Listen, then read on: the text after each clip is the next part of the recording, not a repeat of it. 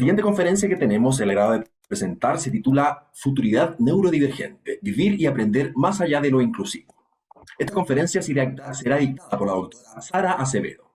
La doctora Acevedo es una mestiza autista, educadora crítica y académica activista de estudios sobre discapacidad. Nacida y criada en Colombia, es profesora asistente de los estudios de discapacidad en la Universidad de Miami, en Ohio. Su formación formal es de lingüística histórica, antropología de la acción y estudios de discapacidad. Acevedo completó un mandato de 3 años en la Junta Directiva de la Sociedad de Estudios sobre Discapacidad y como jurado del Festival Internacional de Cine sobre Discapacidad Superfest. La doctora Acevedo utiliza métodos de investigación emancipatorios como la etnografía activista y la investigación colaborativa y se basa en una variedad de tradiciones críticas, incluidos los feminismos plurales, pedagogía liberadora, teoría del movimiento social, espacial, geografía de la discapacidad, estudios críticos del autismo, estudios queer, filosofía posmoderna, poshumanismo y otros. En general, su trabajo tiene sus raíces en la praxis de justicia para discapacitados antirracista, antipatriarcal, descolonial y anticapitalista. Su agenda de investigación activista se centra en el liderazgo discapacitado de base, la organización horizontal, las políticas de autodirección y autogobierno, y la creación de comunidades liberadas y espacios autónomos por y para personas neurodivergentes. Su investigación ha recibido el apoyo del Programa de Derechos de Discapacidad de la Fundación Ford. De esta forma, entonces, damos la bienvenida a la doctora Acevedo. Bienvenida, doctora. Muchísimas gracias. Es un placer estar aquí. Muchísimas gracias a los entes organizadores y al doctor Ocampo González y a la doctora González Otárola por haberme invitado, y obviamente es un placer compartir espacio con los demás ponentes. Tengo para presentar unas láminas para guiarme, porque es que si no me voy por todas las ramas, aunque me iré por todas las ramas de todas maneras. ¿Puedo compartir mi pantalla? Aquí me dice que sí.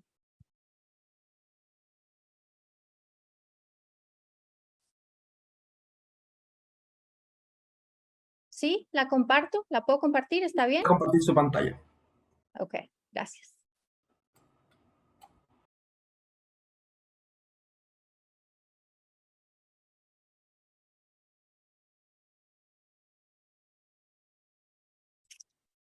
Bueno, como Franco les dijo antes, las futuridades neurodivergentes, en mi título, A los entes organizadores y al doctor Ocampo González. Las futuridades neurodivergentes, vivir y aprender más allá de lo inclusivo. Voy a empezar por contarles sobre de dónde viene el término. Bueno, tiene muchísimos orígenes, yo diría más bien que múltiples genealogías, pero les voy a contar de dónde viene para mí y cómo lo enmarco y cómo lo uso en mi trabajo. Esta visión para mí viene desde el marco de los feminismos plurales y sobre todo del feminismo transnacional. Entonces, este concepto de las futuridades se refiere a un conjunto variado de procesos subversivos, disidentes, de carácter político radical y sobre todo cultural, creativo, estético. Yo las llamo también utopías del presente o futuros emergentes. Y son realmente prácticas emergentes que celebran mundos, corporalidades y formas de vida no normativas. Eso quiere decir que están fuera del alcance del ojo panóptico, como lo dijo Foucault, del centro, o sea, del Estado, de los mecanismos del Estado. Algunos de los ejemplos, esto parece ciencia ficción, pero no es. Algunos de los ejemplos que se ven aquí en los Estados Unidos son aquellos de la justicia por la discapacidad, Disability Justice, que son movimientos liderados por personas queer, trans personas negras, indígenas y personas de color, como lo llaman aquí, sus siglas siendo BIPOC, B-I-P-O-C, y son sobre todo movimientos culturales artísticos.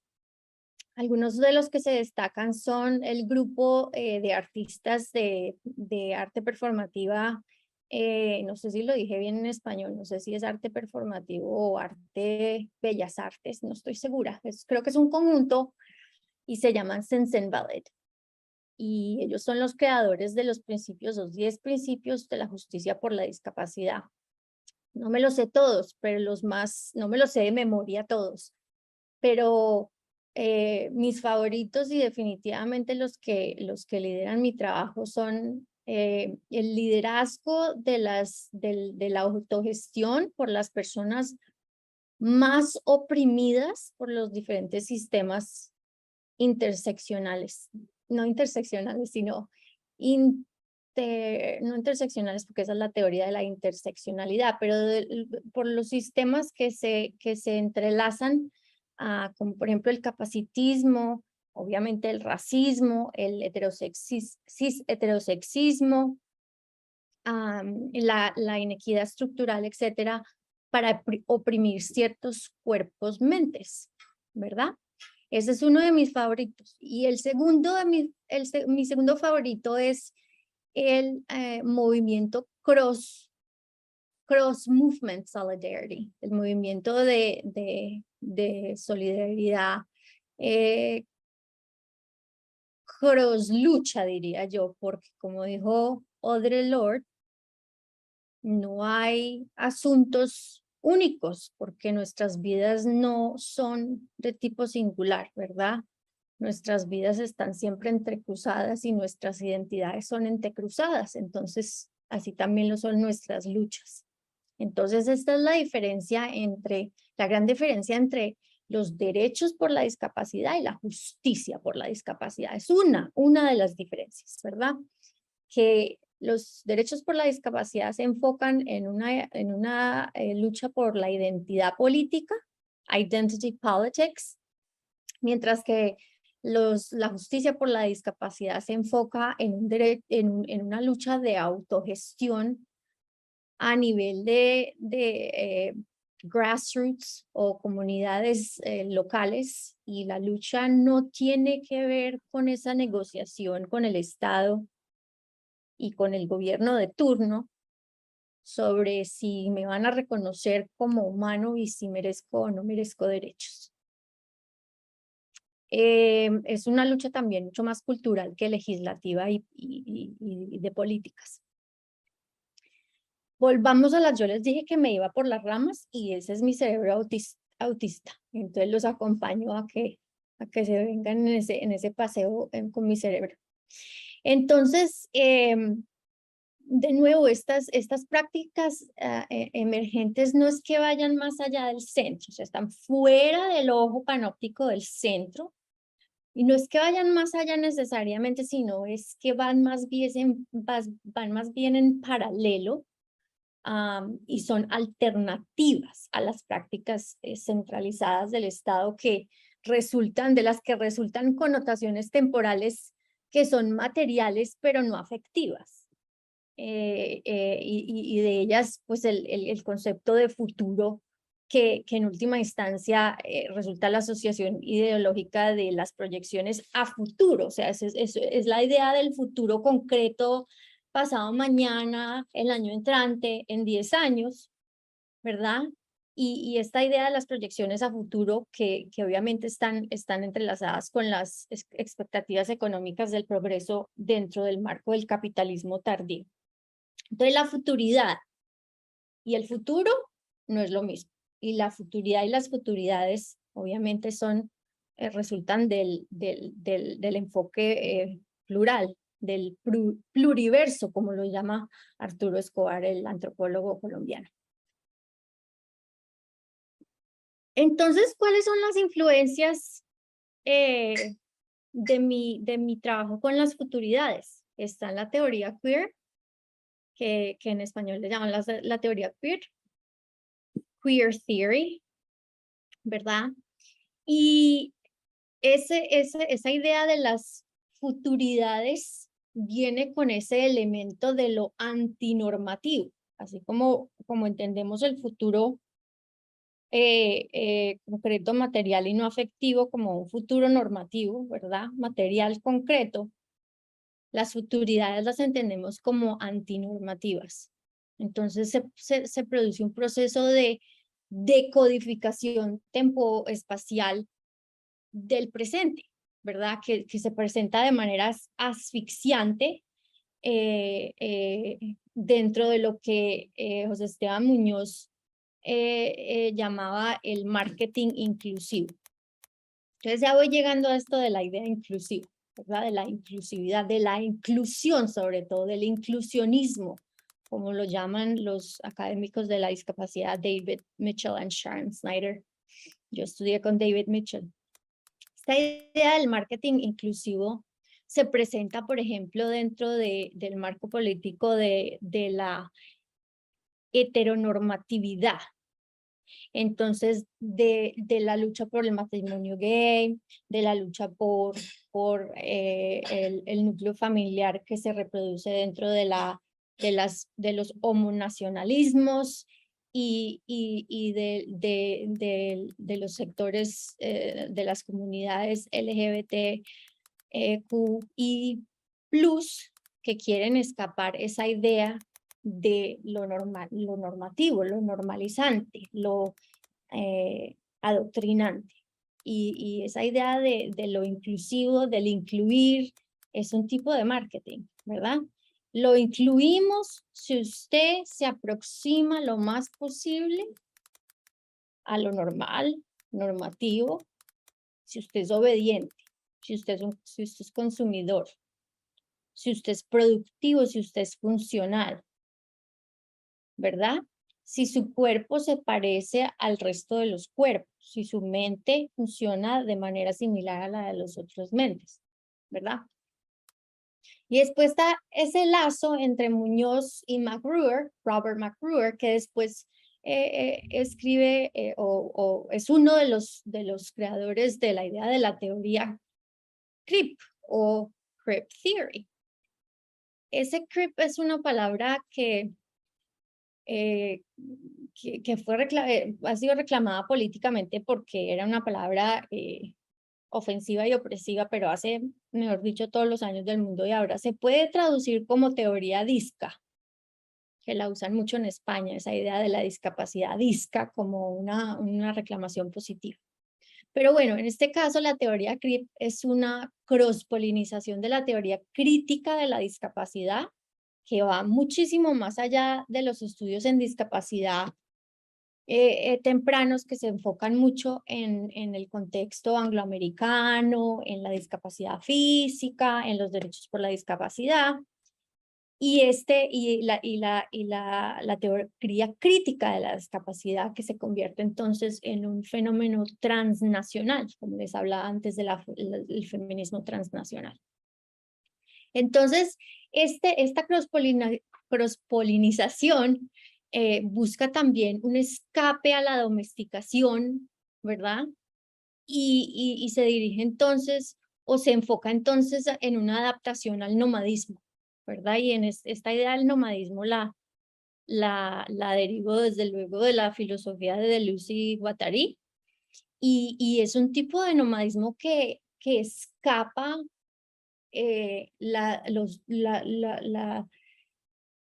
que escapa lo predeterminado, las estructuras, el marketing inclusivo, las fronteras, todo lo que delimita la libertad.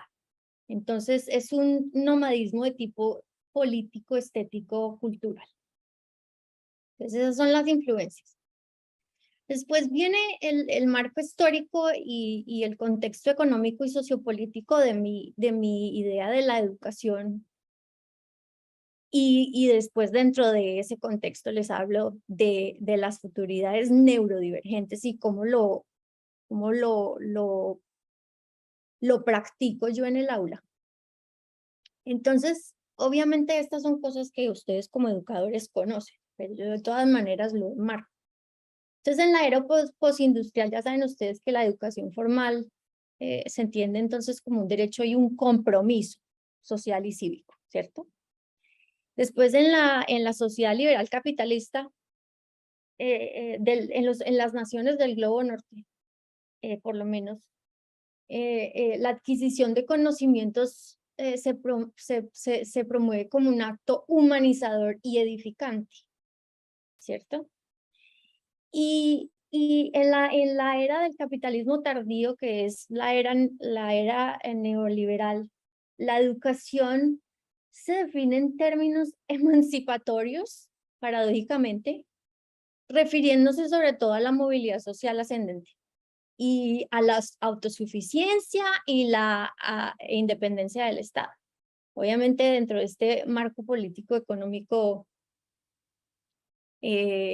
los cuerpos antinormativos, sobre todo los cuerpos mentes discapacitados, sufren un rechazo masivo de la fuerza laboral. Eso ya ha pasado obviamente en la transición del feudalismo al capitalismo, pero se ve de una manera, es mucho más obvia en esta época. Y después finalmente entonces lo que se hace más claro a través del pensamiento de los teóricos y educadores críticos es que el proyecto biopolítico de la escolarización, ¿verdad? Funciona, tiene una función panóptica que es autocorrectiva y que es adoctrinante, ¿verdad? Entonces, en ese sentido, nos preguntamos, o me pregunto yo, y se han preguntado otros, ¿cómo distinguimos la educación de la escolarización? Y obviamente pues están los pensadores como Foucault y sobre todo Freire, después Giroux, McLaren, Sabater y todas las personas en las que han pensado qué es la educación y cómo se diferencia de la escolarización, ¿verdad? Y quiénes son libres de instruirse de manera educativa o cómo se percibe y se entiende la libertad dentro de ese marco y cómo se entiende o no se entiende o se le hace marketing a la educación dentro de un marco de escolarización que tiene otro propósito. Entonces, yo me pregunto que dentro de todos esos marcos sociopolíticos, históricos, dentro de los que cabe claramente pues la educación, la escolarización, la formación, los cuerpos mentes normativos, los no normativos, los mundos alternativos, los mundos limitantes y fronterizos, no fronterizos, sino limitados por fronteras y claramente encasillantes, clasificatorios. Dentro de ese marco, los cuerpos mentes no normativos han asumido, ese cuerpos mentes debería estar junto, han asumido marcas indelebles, obviamente a la luz del esquema de oferta y demanda capitalista, desobedientes, indisciplinados, improductivos, disfuncionales. Y estas son etiquetas que proyectan futuros homogéneos, ¿verdad? Esos futuros, a los futuros homogéneos a los que yo me refiero son los futuros disciplinarios, los futuros normalizantes, los futuros inclusivos o los futuros de inclusión, si nos llamamos a la verdad. Y eso es porque de la manera en la que se conciben los marcos inclusivos actuales, tiene mucho que ver con lo que los profesionales deciden o quieren decidir cuáles son los elementos o los instrumentos o las estrategias que son más conducivas para el cambio, ¿verdad? Para los cuerpos mentes no normativos. Pero entonces, ¿el cambio para quién? ¿Para quién es el cambio? ¿Verdad? Entonces, ahí es donde yo también me pregunto, ¿por qué dar la espalda a alternativas presentes que se manifiestan de manera prolífica? Y es precisamente porque hay una industria de profesionales. Y esa industria de profesionales se beneficia, se alimenta, se reproduce de los cuerpos mente no normativos. Es un recurso. La foto que ven aquí, o la imagen, perdón, que ven aquí, es de una movilización nómada, de una forma de pensar nómada. Los círculos son independientes, después se encuentran unos con otros y producen otros círculos, están repartidos por el espacio, después se encuentran, se separan.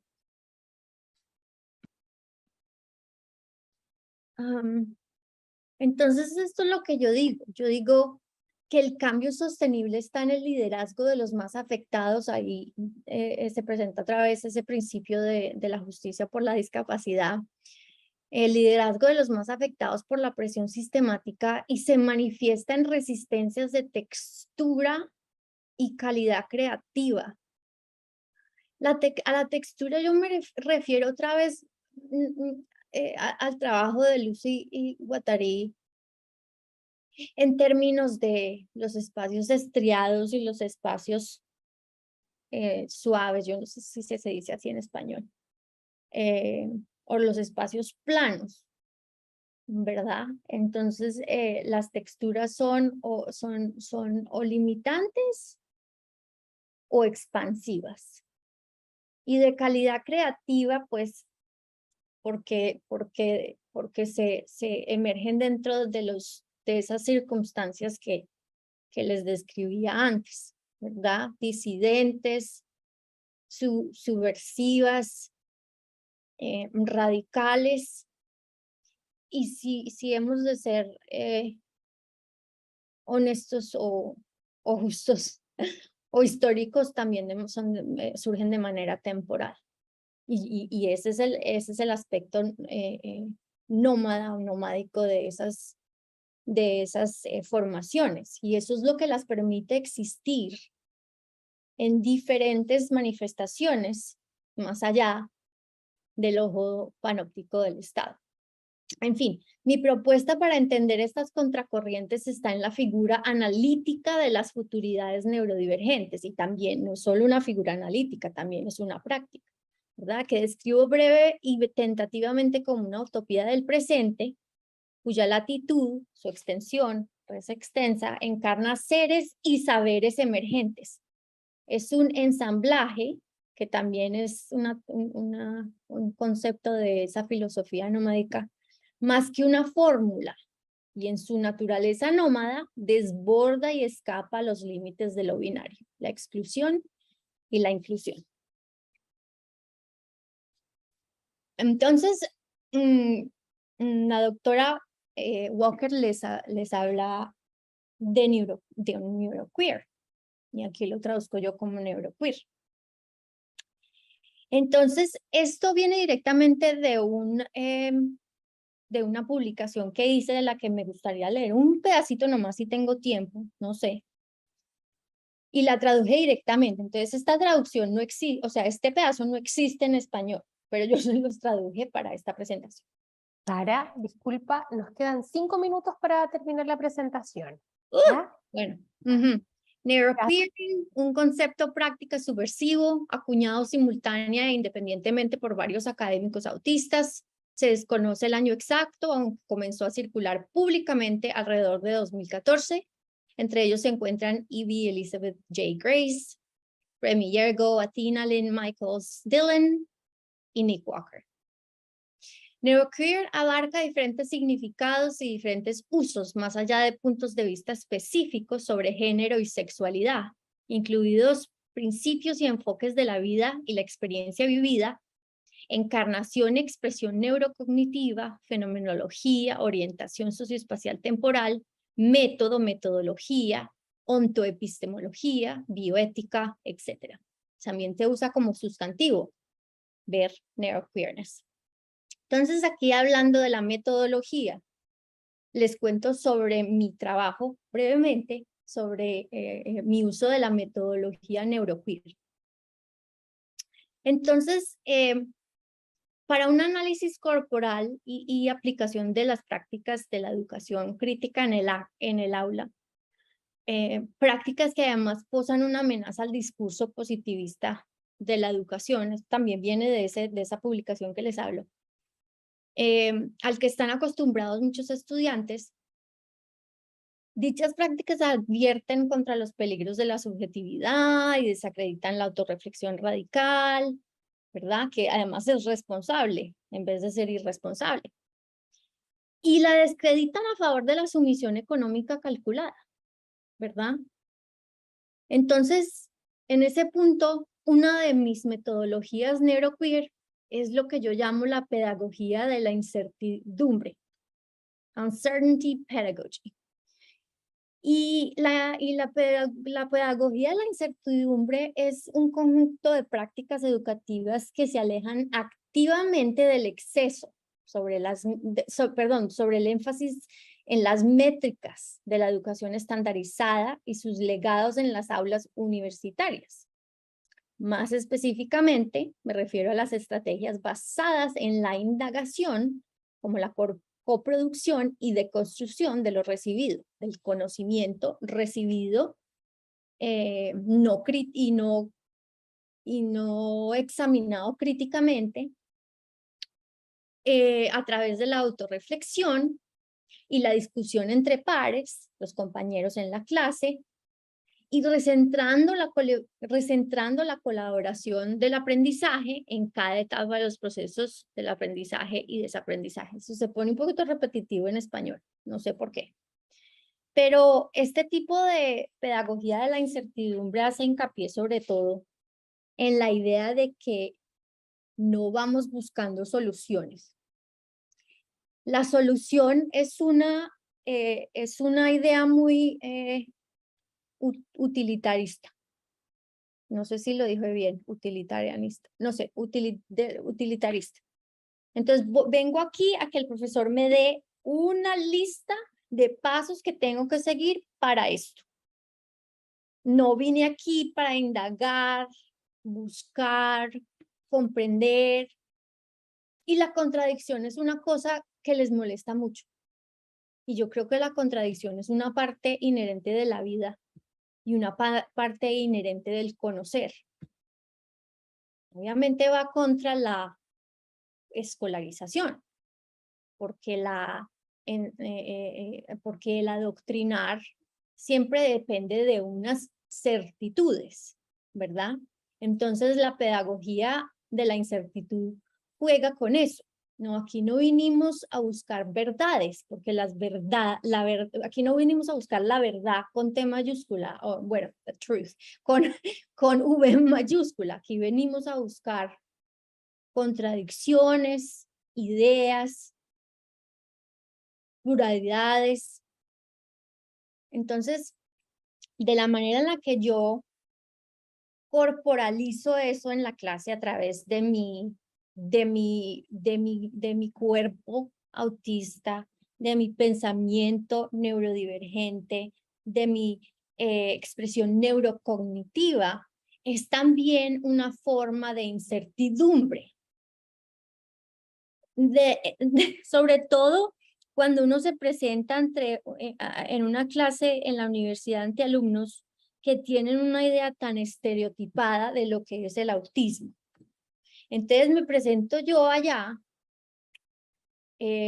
obviamente con mucho privilegio, porque las personas autistas que tienen acceso al aula tienen muchísimo privilegio. Obviamente una mujer pues con este nivel de educación que habla inglés, ¿verdad? Y con otras muchas identidades que no son privilegiadas, sino todo lo contrario. Y yo les digo, hola, yo soy autista. Y quedan perdidos porque si tienen la imagen aquí de Temple Grandin o de Raymond o de The Good Doctor o de Love in the Spectrum o de todas esas o de Big Bang Theory, de todas esas representaciones mediáticas tan absolutamente ficticias, se van a cerrar. Pero entonces yo uso esa incertidumbre para evocar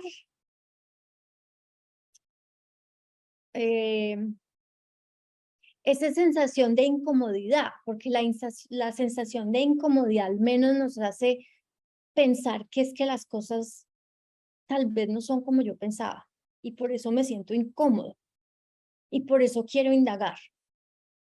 Y esa no es escolarización, esa es educación, en mi humilde opinión. Entonces, este tipo de metodologías neuroqueer mueven y hacen olas. Y obviamente mueven y hacen olas a nivel administrativo también. Y tienen un efecto se cansa uno mucho. Se cansa uno mucho a nivel emocional, a nivel espiritual, a nivel psicológico, a nivel físico. Sobre todo cuando las discapacidades son concurrentes, pues yo soy autista, pero también vivo con enfermedad crónica. Y para la persona autista que no hace sino pensar y pensar y pensar y pensar y pensar y pensar y pensar y no para de pensar, entonces yo salgo de clase y entonces pienso, entonces, ¿cómo fue esta metodología? Examinemos la metodología. ¿Cómo puedo mejorar la metodología? ¿Cómo puedo redireccionar la metodología? Y yo creo que eso es a la vez una virtud y no sé cómo ponerlo, una desventaja porque no hay descanso en la productividad, en la producción mental o intelectual neurodivergente. Entonces, finalmente lo que yo digo es que yo creo que hay como lo dijo Gloria Anzaldúa, hay una conciencia emergente sobre la neurodiversidad dentro de la educación superior que viene más de los alumnos, o sea, de los alumnos y de las personas, perdón, no solo de los alumnos, y también de los profesores que son neurodivergentes. Y nos encontramos con un mundo de ignorancia en el sentido de que nos encontramos con que, ay, sí, qué chévere, qué palabra tan chévere, pero pasa como las modas. Entonces no se encuentra, no hay una profundización, no hay no me sale la palabra en español, un engagement genuino. Y entonces eso lo deja uno, las comunidades minorizadas, con esa carga, con esa labor intelectual, emocional, de siempre ser el que empuja ese trabajo en las universidades, y las universidades también usan ese trabajo para promover el marketing de la inclusión. Entonces hay que pensar mucho más allá de la inclusión y hay que pensar mucho más sobre el acceso y no sobre los que hablan de que ven, yo te invito a la mesa y nos sentamos y discutimos. No, hay que pensar en construir la mesa. Ya sé que ya me pasé, pero muchas gracias por darme el pedacito más de tiempo para terminar la idea, pero al final siempre me enredo un poquito, pero gracias.